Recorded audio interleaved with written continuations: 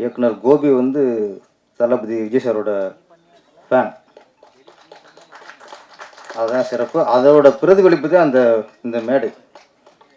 அவர் முடிவு பண்ணிட்டார், இந்த மேடையில் உட்காருவேன், யாராக இருந்தாலும் விஜயோட ஏதோ ஒரு இதில் கனெக்ஷன் ஆகிருக்கணும்.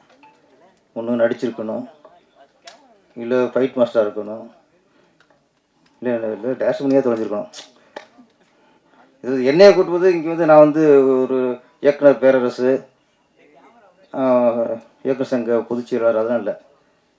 விஜயை வச்சு டைரக்ட் பண்ணது யார் தேடுங்கிட்டு இருக்காப்புல. இந்த பேரரசன் ஒருத்தர் இருக்கார், கூப்பிட்டு போகும் ரெண்டு கூட பண்ணியிருக்காரு, அது போதும் கூப்பிடுங்க. இதுதான் இன்றைக்கி நான் சிறப்பு விருந்தினர் இல்லை, விஜய் வச்சு 2 கூட பண்ண அந்த ஒரு தகுதி தான் எனக்கு. விரும்பி கூப்பிட்ருக்காரு கோபி, வாழ்த்துக்கள். இன்னொன்று, இதில் நடிகை எல்லாருமே மேக்ஸிமம் நம்ம இடத்துல ஒர்க் பண்ணவங்க தான். அப்புக்குட்டியாக இருக்கட்டும், சம்பத்ராமா இருக்கட்டும், கணேஷ் பாபா இருக்கட்டும், சமுத்திரம் சீக்கிரம் இணைவோம்.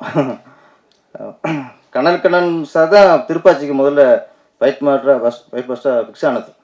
பேசிலாம் முடிவு பண்ணியாச்சு.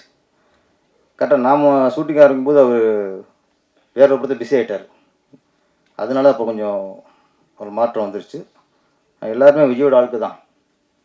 இந்த கணக்கு மாஸ்டர் இங்கே ஒத்துக்கதே வேணும். எல்லாரும் விஜயோட ஆளுக்கு தான். நம்ம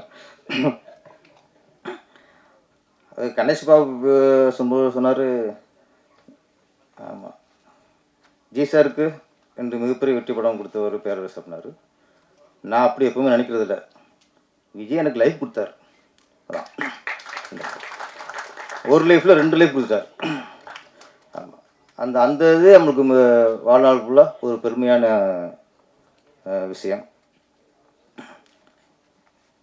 அப்புறம் இந்த படத்தோட நாயகன் தினேஷ்,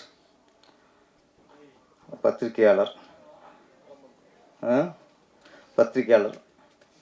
சிலர் வந்து ஹீரோவாக வருவாங்க, பல துறையிலேருந்து வருவாங்க, ஆசையில் ஆர்வத்தில் வருவாங்க. அது படம் பார்க்கும்போது தெரிஞ்சுக்குவோம், இது ஆசைக்காக நடிச்சிருக்காங்க, ஒரு ஆர்வத்தில் நடிச்சிருக்காங்கன்ட்டு. ஆனால் அப்படி தான் நினச்சேன். சரி, பத்திரிக்கை இருந்து அவர் ஒரு ஆர்வத்தில் பண்ணியிருப்பாரோன்ட்டு.